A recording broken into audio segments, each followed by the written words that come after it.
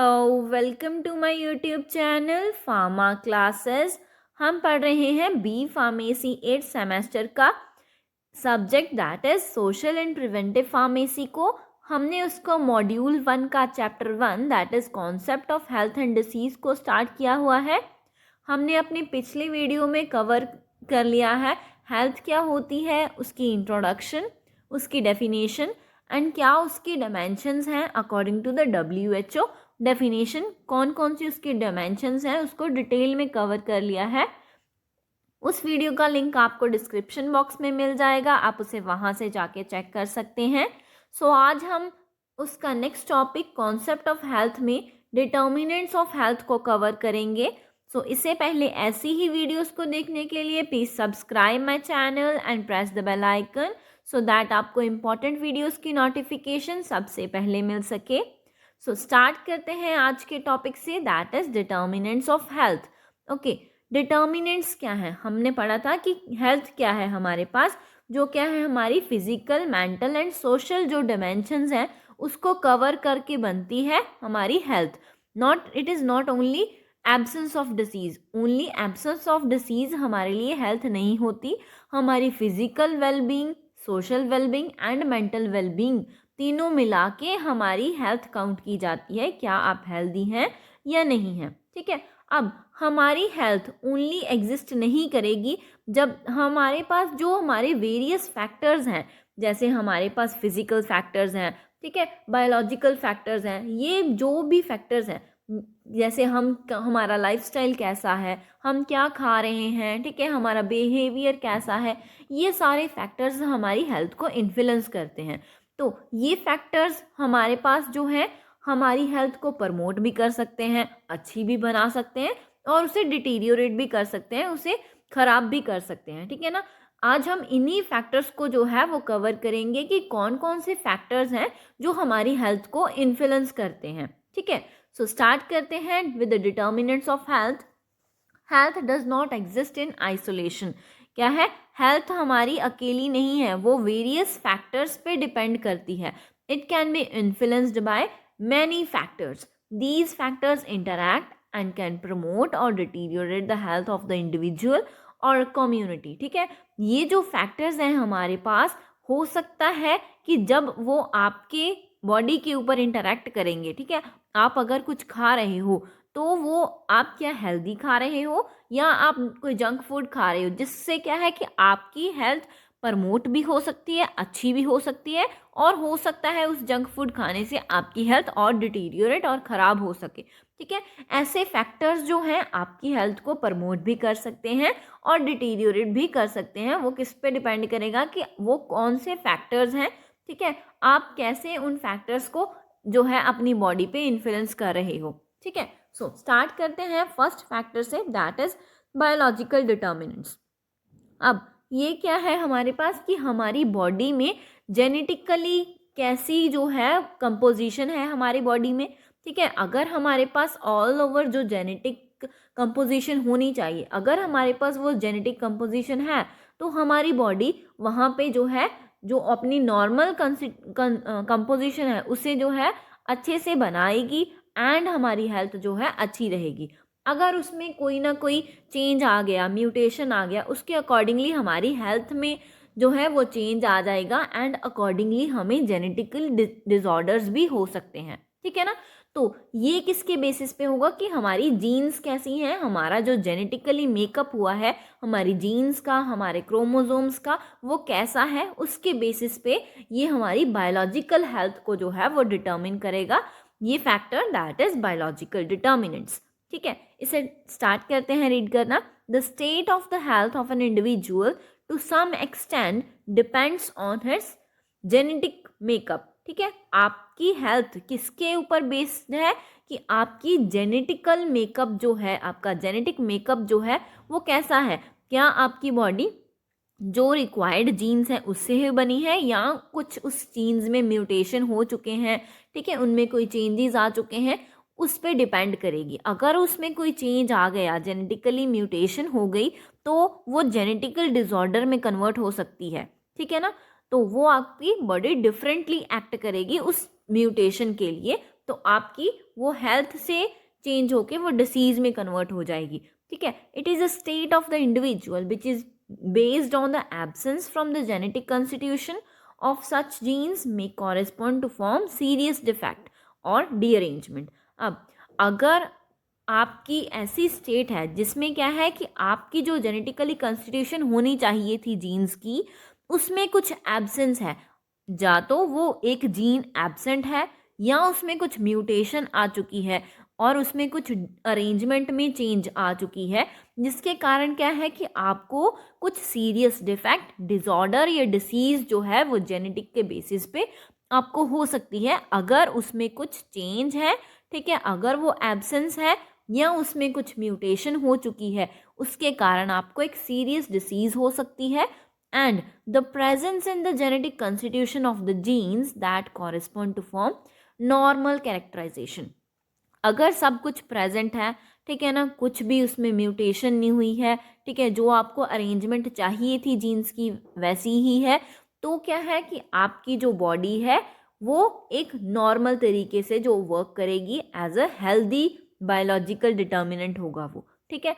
तो ये किस पे डिपेंड कर रहा है ये फैक्टर? ओनली द जीन्स, कि आपकी जीन्स कैसी हैं, कुछ एब्सेंस है या जो हमें रिक्वायर्ड थी कैरेक्टराइजेशन, जो हमें कंस्टिट्यूशन जीन्स की रिक्वायर्ड थी, वो हमारी बॉडी में प्रेजेंट है, ठीक है। अब इससे क्या है कि अगर आपकी बॉडी में जो आपकी जीन्स हैं उसमें कुछ एब्सेंस है, डीअरेंजमेंट है या कुछ डिफेक्ट आ चुका है, तो तब क्या है आपको वेरियस डिसऑर्डर्स हो सकते हैं, वेरियस डिसीजेज हो सकती हैं, जैसे many diseases like haemophilia, diabetes and sickle cell diseases have genetic problems. अब इसमें क्या है हमारे पास कि हीमोफीलिया क्या है हमारे पास कि जो हमारे क्लॉटिंग फैक्टर्स हैं, हीमोफीलिया क्या है, जब हमारे पास क्लॉटिंग फैक्टर्स में जो जीन्स होती हैं जो क्लॉटिंग फैक्टर को जो है वो इन्फ्लुएंस करती हैं, जो उन्हें कंट्रोल करती हैं, उनमें चेंजेस आ जाते हैं, जो जीन्स में चेंज आ जाता है। मेनली जो जीन होती है वो F8 जीन होती है, जो क्या है कंट्रोल करती है एट्थ क्लॉटिंग फैक्टर को, जो कंट्रोल करती है उसमें चेंज आ जाता है, जिसके कारण क्या है कि जो आपको अगर ब्लड क्लॉट होना था तो वो इजीली नहीं हो पा रहा है, जिसके कारण आपको हीमोफीलिया की डिसीज़ जो है वो अकर हो रही है। किसके कारण हुआ वो? कि आपकी जीन में डिफेक्ट आया, जो क्या है F8 जीन थी उसमें कुछ चेंज आ गया, उसमें म्यूटेशन होने के कारण आपको क्या हुआ? हीमोफीलिया हो गया, ठीक है। जिसके कारण आपके जो ब्लड क्लॉटिंग फैक्टर्स थे उन पे आपका कंट्रोल नहीं हो पा रहा है, आपकी बॉडी उस पर कंट्रोल नहीं कर पा रही है, जिसके कारण ईजीली हम ब्लड क्लॉट जो है वो फॉर्म नहीं कर पा रहे हैं, ठीक है। देन सेकेंड है हमारे पास डायबिटीज़। अब डायबिटीज़ में क्या होगा कि अगर डायबिटीज़ में म्यूटेशन है, म्यूटेशन हो सकती है कि आप जो है फैमिली टू फैमिली जो है ये पास ऑन करती हैं डायबिटीज़। अगर क्या है कि किसी भी सिंगल जीन में म्यूटेशन हो चुका है, मेनली ये टाइप 1 डायबिटीज़ होती है, जो क्या है जीन्स के थ्रू जो ट्रैवल करती है। अब इसमें क्या है कि अगर जीन में म्यूटेशन हो चुका है तो वो क्या है कि पैनक्रियाज में जो पैनक्रियाज जिसमें क्या है बीटा सेल्स इंसुलिन प्रोड्यूस करते हैं, तो वो एबल नहीं हो पाएंगे उतनी इंसुलिन प्रोड्यूस करना, जो क्या है कि हमारे ग्लूकोज लेवल को मेंटेन करेगी हमारी बॉडी में, जिसके कारण क्या है कि हमें डायबिटीज़ की डिसीज़ देखने को मिलेगी, ठीक है। ये भी किसके कारण हो रही है? हमारी जीन्स की म्यूटेशन के कारण हो रही है, जो क्या है मेनली टाइप 1 डिसीज़ होती है, जो क्या है जीन्स के through family to family travel कर रही है, ठीक है। देन हमारे पास है सिकल सेल डिसीज़। अब सिकल सेल डिसीज़ में क्या है, हमारे पास यहाँ पे भी जो है वो जीन म्यूटेशन हो रही है। जीन म्यूटेशन किस में होगी हमारे पास? मेनली जो हमारे पास हीमोग्लोबिन बीटा जीन होती है, जिसे हम HBB बोलते हैं, उसमें जो है हमारे पास चेंज आ जाता है, म्यूटेशन आ जाता है। अब ये जो हमारे पास जीन है इसमें क्या है कि हमारे पास अब हीमोग्लोबिन किससे बना है? प्रोटीन से, ठीक है। पूरी की पूरी बीटा जीन जो है हमारे पास प्रोटीन के साथ बनी है। प्रोटीन में क्या होगा हमारे पास? अमीनो एसिड्स, ठीक है। अब अमीनो एसिड्स क्या है मिलके कुछ एक सीक्वेंस में जो है हमारे पास वो बीटा ग्लोबिन चेन फॉर्म कर रहे हैं, बट इसमें क्या है, हम म्यूटेशन हो चुकी है। म्यूटेशन होने के कारण क्या है कि हमारे जो अमीनो एसिड्स हैं ठीक है, उसके सीक्वेंस में कुछ चेंज आ चुका है, जिसके कारण क्या है कि वो हीमोग्लोबिन प्रोटीन नहीं रहा, वो क्या है हीमोग्लोबिन एस में कन्वर्ट हो चुका है। अब एस में अगर कन्वर्ट हो गया तो क्या है, वो एस में अगर कन्वर्ट हो चुका है तो वो आरबीसीज का जो शेप है वो राउंड होने की बजाय वो सिकल सेल शेप में हो जाएगा, जिसके कारण क्या है कि हमें क्या क्या प्रॉब्लम्स आ सकती हैं कि वो जो है ब्लड क्लॉट्स फॉर्म करना स्टार्ट कर देगा। क्यों? क्योंकि उसकी शेप जो है वो हिंडर करेगी ब्लड फ्लो को, जिसके कारण वो ब्लड वेसल्स में जाके जो है वो क्लॉट फॉर्म करना स्टार्ट कर देगा, जिससे क्या है कि हमारी ऑक्सीजन अच्छे से हर एक सेल तक नहीं पहुंच पाएगी। तो ये टाइप ऑफ जो डिसीज़ है हम उसे क्या बोलते हैं, सिकल सेल डिसीज़। किसके कारण हो रही है? जो हमारे पास जीन की म्यूटेशन के कारण हो रही है। ठीक है, ये ऐसी डिसीजेज हैं जिसके कारण क्या है, ये जिस किसके कारण हो रही हैं, हमारे पास जीन्स की म्यूटेशन के कारण हो रही हैं। ठीक है, अब एक एग्जांपल में यहाँ पे लिखा है हमारे पास haemolysis by primaquine due to deficiency of glucose 6 phosphate dehydrogenase that is G6PD। ठीक है, अब इसमें क्या है कि प्रीमा क्वीन क्या है कि हमारे पास मलेरिया के लिए ये मेडिसिन है। ठीक है, जो क्या है कि प्लाज्मोडियम वाइवेक्स को ट्रीट करने के लिए यूज़ की जाती है, जो कि एक टाइप ऑफ मलेरिया की। ठीक है, अब अगर तो किसी में जो है G6PD जो क्या है ग्लूकोज 6 फॉस्फेट डिहाइड्रोजिनेस है, उसकी डेफिशिएंसी होगी किसी में, तो क्या है ये जेनेटिकली डेफिशिएंसी है। ठीक है ना, जिसके कारण क्या है, अगर हम उस पर्सन को जो डेफिशिएंट है G6PD के, अगर हम उन्हें प्रीमाक्वीन प्रोवाइड करते हैं तो उसके जो आरबीसीज हैं उनमें हीमोलिसिस हो जाती है। अगर अब क्या है ये क्यों हो रही हैं, क्योंकि अब हमारे पास डेफिशिएंसी किस में है, ग्लूकोज 6 फॉस्फेट डिहाइड्रोजिनेस में। अब ये जो हमारे पास G6PD है, ये किसके लिए रिस्पॉन्सिबल था मेनली, अब डेफिशिएंसी हो चुकी है, बट मेनली अगर इसकी डेफिशिएंसी नहीं होती तो ये किस बॉडी में किसके लिए रिस्पॉन्सिबल है, तो ये जो है हमारे पास हमारे रेड ब्लड सेल्स को जो है वो प्रोटेक्ट करता है from the harmful substances and उसकी ऑक्सीडेशन नहीं होने देता। अब क्या है, हमारे पास उसकी डेफिशिएंसी हो चुकी है, जिसके कारण क्या है कि रेड ब्लड सेल्स की ऑक्सीडेशन हो जाएगी, जिसके कारण हीमोग्लोबिन जो है वो डीनेचर होना स्टार्ट हो जाएगा। अब हम जो है ये प्रीमाक्वीन अगर प्रोवाइड करते हैं तो उस डेफिशिएंसी में हीमोग्लोबिन जो है डीनेचर था, जिसके कारण क्या है कि वो रेड ब्लड सेल को इजीली ऑक्सीडेट करके तो उसे क्या है हीमोलिसिस कर देगा, उसकी डैमेज कर देगा। ठीक है ना, ये क्या है, ये किसके कारण हो रहा है, ओनली द जेनेटिक डेफिशिएंसी। अब क्या है, डेफिशिएंसी है, आपकी बॉडी में वो जीन प्रेजेंट ही नहीं है। ठीक है, उसकी डेफिशिएंसी के कारण हो रहा है। ये सारे डिसऑर्डर्स जो है हमारे पास किसके कारण हो रहे हैं, आपकी हेल्थ को इन्फ्लुएंस कर रहे हैं, that is the biological determinants. ठीक है, देन सेकंड आ गया हमारे पास इन्वायरमेंट। इन्वायरमेंट में क्या है हमारे पास कि हम कौन कौन सी कैसी इन्वायरमेंट के साथ जो है वो इन्फ्लुएंस कर रहे हैं। ठीक है ना, क्या हमारे जो जो हमारी बॉडी है उसका ईच एंड एवरी सेल जो है वो क्या है अच्छे से वर्क कर पा रहा है। ठीक है, इसके बेसिस पे भी हमारे पास इन्वायरमेंट 2 टाइप्स में क्लासिफाइड हो रहा है कि पर्सन किस इन्वायरमेंट के साथ जो है वो इंटरेक्ट कर रहा है। ठीक है, environment can affect the health of a person directly. ठीक है, जो पर्सन है वो कहाँ पे जा रहा है, क्या खा रहा है, ठीक है, कैसी जो है वो इन्वायरमेंट में जो है वो इंटरेक्ट कर पा रहा है, उसी के बेसिस पे उसकी हेल्थ भी जो है वो अफेक्ट होगी। इसमें क्या है कि हमारे पास इन्वायरमेंट 2 टाइप्स का है। फर्स्ट है हमारे पास इंटरनल इन्वायरमेंट एंड सेकेंड है हमारे पास एक्सटर्नल इन्वायरमेंट। इंटरनल इन्वायरमेंट में क्या है, जो हमारी बॉडी है, हमारी बॉडी में जो सेल्स हैं, जो टिश्यूज़ हैं, जो ऑर्गन्स हैं, जो पूरे हमारा ऑर्गन सिस्टम है, क्या वो अच्छे से एक बैलेंस तरीके से काम कर पा रहा है।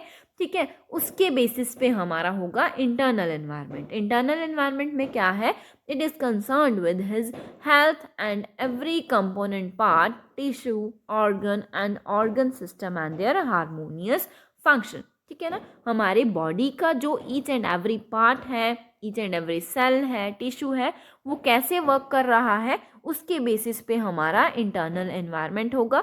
अगर ये हमारा जो बॉडी इन्वायरमेंट है वो अच्छा है तो हमारी हेल्थ भी जो है वो अच्छी होगी। ठीक है, सेकंड है हमारे पास एक्सटर्नल इन्वायरमेंट। एक्सटर्नल एनवायरनमेंट में क्या आ जाएगा कि आप कैसे कंपोनेंट्स के साथ इंटरेक्ट कर रहे हो। ठीक है, क्या आप क्या है आपकी जो एयर है जो आप क्या है इनहेल कर रहे हो, क्या वो क्लीन एयर है। ठीक है ना, जो भी है आप खा रहे हो क्या वो क्या है हाइजीन है। ठीक है, दैट इज सब, ये सब जो है आपके एक्सटर्नल एनवायरनमेंट में आ जाएगा। जैसे इसमें क्या है, consist of those things to which man is expose, that is physical and biological components. ठीक है, अगर आपकी जो एयर है जो इनहेल कर रहे हो आप वो अच्छी नहीं है, उसकी जो वो पॉल्यूटेड एयर है, तो क्या है अगर वो आपके लंग्स तक पहुंचेगी तो आपके लंग्स में भी वो प्रॉब्लम कॉज करेगी, जिससे आपकी हेल्थ जो है डायरेक्टली इन्फ्लुएंस होगी, आपकी हेल्थ पे जो है वो डायरेक्टली असर शो होगा। ठीक है ना, अब हमारे पास द माइक्रो एनवायरनमेंट और the domestic environment include the individual way of living and lifestyle, example eating habits, personal habits, smoking and drinking and use of drugs. ठीक है, अब हमारे पास एक्सटर्नल एनवायरनमेंट में ही एक माइक्रो एनवायरनमेंट होता है, जिसे क्या है कि माइक्रो एनवायरनमेंट क्या है कि हम अपना हमारा रहन सहन कैसा है। ठीक है, हम कैसे रह रहे हैं, हमारा बिहेवियर कैसा है, हमारा लाइफस्टाइल कैसा है, उसके ऊपर ये हमारा जो बॉडी है हमारी हेल्थ उसके ऊपर भी डिपेंड करेगी। ठीक है, अगर आप अच्छा खा रहे हो, हेल्दी खा रहे हो, ठीक है, आप क्या है ग्रीन वेजिटेबल्स फ्रूट्स खा रहे हो, तो आपकी ऑब्वियसली जो हेल्थ है वो भी अच्छी होगी। बट आप जो है हर रोज़ जो है फ्राइड फूड खा रहे हो, जंक फूड खा रहे हो, जिससे क्या है कि आपको वेरियस डिसीजेस जो हैं वो जो है इजीली आपको ऊपर अटैक कर पाएंगी। ठीक है, ये अब किसके बेस पे है कि आपका लाइफस्टाइल कैसा है, आप कैसे रह रहे हो, आप क्या खा रहे हो। ठीक है, उसके बेसिस पे डिपेंड करेगा। आपकी पर्सनल हैबिट्स कैसी हैं, जैसे आप क्या स्मोकिंग करते हो, ड्रिंक कर रहे हो, उसके ऊपर भी बेस्ड होगा। ठीक है ना, अगर आप स्मोक कर रहे हो तो क्या है कि आपको लंग डिसीजेज होने के बहुत सारे चांसेस होंगे। ये सारे जो फैक्टर्स हैं वो हमारे पास हेल्थ को इन्फ्लुएंस करते हैं डायरेक्टली कि आपकी हेल्थ अच्छी होगी या उसे वो फैक्टर्स और डिटीरियोरेट कर रहे हैं। ठीक है, ये हो गया हमारे पास सेकेंड फैक्टर। देन है हमारे पास third factor, that is behavioural and socio cultural conditions, कि आपका बिहेवियर कैसा है, आपके कल्चरल कंडीशंस कैसी हैं, वो भी जो है डिपेंड करेंगी कि आपकी हेल्थ कैसी होगी। ठीक है, अब lifestyle consist of cultural and behaviour patterns and lifelong personal habits that have developed throughout the whole life. ठीक है, अब आपका बिहेवियर कैसे बन रहा है कि आप कौन कौन सी हैबिट्स को डेली कर रहे हो। ठीक है ना, आप अपनी होल लाइफ में जो है वो डेवलप कर रहे हो अपनी हैबिट्स को एंड अपने बिहेवियर पैटर्न्स को। ठीक है ना, अब ये आपकी हैबिट्स जो हैं, क्या आपकी हैबिट्स अच्छी हैं। ठीक है ना, आप हर रोज़ वॉक के लिए जा रहे हो, हर रोज़ आप जो है वो एक्सरसाइज कर रही हो, ये आपकी गुड हैबिट्स हो जाएंगी। अगर आप ड्रिंक कर रहे हो, स्मोक कर रहे हो, तो आपकी ये बैड हैबिट्स होंगी जो क्या है डायरेक्टली डिटीरियोरेट करेंगी आपकी हेल्थ को। ठीक है, ये वेरियस फैक्टर्स हैं जो हमारी डायरेक्टली हेल्थ को इन्फ्लुएंस करेंगे। An individual learns the lifestyle through parents, friends, schools and mass media of the society. अब अगर कोई छोटा बच्चा है, वो चाइल्ड है, ठीक है, वो किसको देख के जो है अपनी हैबिट्स को डेवलप करेगा, मेनली थ्रू देयर पेरेंट्स। ठीक है, अगर वो अपने सोशल मीडिया पे कुछ देख रहा है उसके बेसिस पे वो अपनी हेल्थ जो है बिहेवियर को डेवलप करेगा, हैबिट्स को डेवलप करेगा, उसके फ्रेंड्स क्या कर रहे हैं उसे देख के करेगा, स्कूल में क्या चल रहा है उसके बेसिस पे उसे स्कूल में क्या सिखाया जा रहा है, ये सारी जो बातें हैं उसकी जो होल लाइफ में जो हैबिट्स फॉर्म होनी है उसमें बहुत मेन इम्पॉर्टेंट रोल प्ले कर रही हैं। ठीक है ना, अब अगर आपके पेरेंट्स ठीक है आपको अच्छी हैबिट्स सिखा रहे हैं, वो खुद जो है डेली एक्सरसाइज कर रहे हैं, तो क्या है कि जो आपका चाइल्ड होगा वो भी जो है वैसी ही बातें सीखेगा, वैसी ही हैबिट्स उसकी भी फॉर्म होंगी। ठीक है ना, जो भी चाइल्ड देखेगा, जो भी इंडिविजुअल देखेगा, वैसी ही उसकी जो है वो हैबिट्स होनी स्टार्ट हो जाती हैं। तो क्या है कि वेरियस जो हमारे फैक्टर्स जो हमारे पेरेंट्स हैं, फ्रेंड्स हैं, ये भी जो है हमारी हेल्थ को हमारी हैबिट्स को फॉर्म करने में डायरेक्टली जो है रोल प्ले करते हैं। ठीक है, some lifestyle factors are harmful for the health.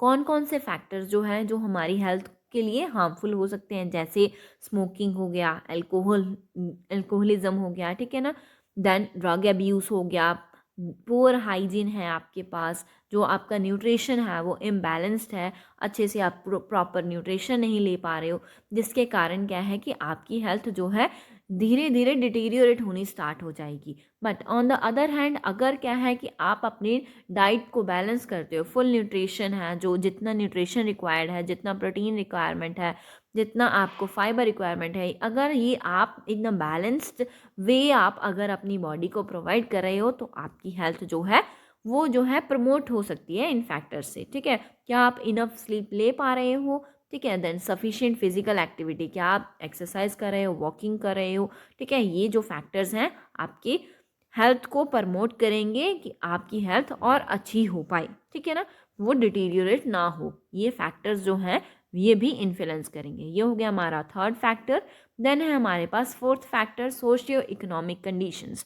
अब सोशियो इकोनॉमिक कंडीशंस क्या है कि आपकी जो आर्थिक स्थिति है वो कैसी है, ठीक है, क्या आपकी इकोनॉमिक स्टेटस जो है वो कैसा है। अगर आपका इकोनॉमिक स्टेटस अच्छा होगा तो आप क्या है कि प्रॉपर एजुकेशन ले पाओगे, आपका न्यूट्रिशन अच्छा होगा, ठीक है, जिससे क्या है कि आपकी जो डिसीज़ हैं, डिसीज़ का रेट है जो वो रिड्यूस हो जाएगा। ठीक है, जिसमें क्या है कि हमारे पास मॉर्बिडिटी जो रेट है वो डिक्रीज़ हो जाएगा, आपकी जो एक्सपेक्टेंसी लाइफ की है वो इंक्रीज़ हो जाएगी। जैसे हमारे जो ग्रैंड पेरेंट्स थे, ठीक है, उनकी लाइफ एक्सपेक्टेंसी ज़्यादा थी एज़ कंपेयर टू आज के टाइम पे, ठीक है ना। आज के टाइम पे जो ये हमारी लाइफ एक्सपेक्टेंसी है, ठीक है, आप कितनी देर तक जो है, मेनली ग्रैंड पेरेंट्स के टाइम पे क्या था कि मेनली वो सब 100-100 साल तक जो है वो जो है अपनी लाइफ को बिता के जाते थे। बट अब क्या है कि वो डिक्रीज़ हो गई है टू 70 एंड 80 एज तक ही, ठीक है ना। तो ये क्या है कि अगर आपकी इकोनॉमिक स्टेटस अच्छा है, आप अच्छी जो है न्यूट्रिशन ले पा रहे हो, डाइट ले रहे हो, ये हमने जो ऊपर सारे फैक्टर्स कवर किए, अगर हमारे सारे फैक्टर्स अच्छे हैं तो हमारी लाइफ एक्सपेक्टेंसी जो रेट है वो भी अच्छा हो जाएगा, ठीक है। Then and improving the quality of life, अगर आपकी इकोनॉमिक स्टेटस अच्छा है तो आपकी क्वालिटी ऑफ लाइफ भी जो है वो अच्छी होगी, जो लाइफ की क्वालिटी है वो अच्छी होनी स्टार्ट हो जाएगी, ठीक है। It determines the standard of living, quality of life, family size and pattern of disease, ठीक है।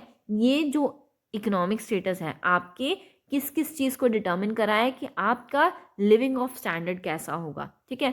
अगर आपका इकोनॉमिक स्टेटस अच्छा है तो आपका लिविंग स्टैंडर्ड भी अच्छा होगा, आपको सब कुछ मिल रहा है, ठीक है, एजुकेशन भी मिल रही है, आपको प्रॉपर हाइजीन मिल रहा है, आपके पास पैसे हैं तो आप कुछ भी कर पा रहे हो, ठीक है, आपकी स्टैंडर्ड ऑफ लिविंग अच्छी हो जाएगी, क्वालिटी ऑफ लाइफ अच्छी हो जाएगी, ठीक है ना। आपकी जो डिसीजेज हैं वो रिड्यूस हो जाएंगे अगर आप हेल्दी फूड खाना स्टार्ट कर दोगे, ठीक है। ये नहीं है कि आपके पास पैसा है तो आप क्या है मेनली आप बाहर से ही खाना प्रेफर कर रहे हो, जिस अब पैसा तो है आपके पास, इकोनॉमिक स्टेटस तो आपका अच्छा है, बट क्या है कि आप अपनी हेल्थ पे, बैलेंस डाइट पे ध्यान नहीं दे रहे हो, जिसके कारण क्या है कि आपको डिसीजेस हो सकती हैं, ठीक है।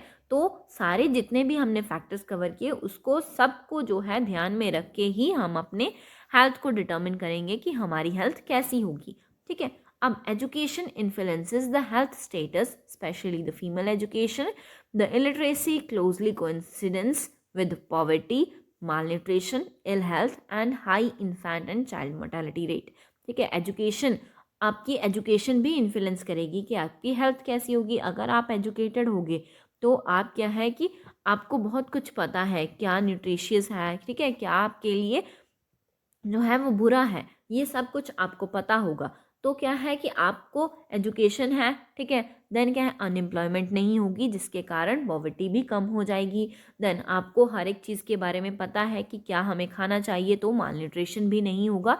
माल न्यूट्रिशन क्या है हमारे पास कि हमारे पास जो न्यूट्रिशन है वो ज़्यादा ना हो जाए ना ही कम हो, ठीक है ना। माल न्यूट्रिशन मेनली होता है कि हमारे पास जो है हमारी न्यूट्रिशियस जो वैल्यू है वो कम है जितनी हमें रिक्वायर्ड है हमारी बॉडी के लिए for the growth and development of the body, ठीक है। देन इल हेल्थ के लिए भी कि आपकी हेल्थ जो है डिटीरियोरेट में तो नहीं जा रही है, ठीक है। देन अगर आपकी एजुकेशन जो है वो कम होगी तो वो इन्फेंट एंड जो मोटेलिटी चाइल्ड मोटेलिटी रेट्स हैं उसमें भी वो जो हाई जो रेट्स हैं वो होंगे। अब क्या है कि अगर एजुकेशन नहीं है आपको, आपकी हेल्थ अच्छी नहीं होगी, आप पॉवर्टी में होंगे, अंडर पॉवर्टी होंगी, जिसके कारण मोटेलिटी रेट्स जो हैं वो इंक्रीज़ होने स्टार्ट हो जाएंगे। ये सारे फैक्टर्स जो हैं हमारे पास वो हेल्थ को डिटर्मिन करते हैं। सो ये कवर होता है हमारा determinants of health under the concept of health. So इसे ही हमारा ये टॉपिक कंप्लीट होता है। सो नेक्स्ट टॉपिक हम अपनी नेक्स्ट वीडियो में कवर करेंगे। So thank you for watching this video. Please like the video, subscribe the channel and press the bell icon. Thank you.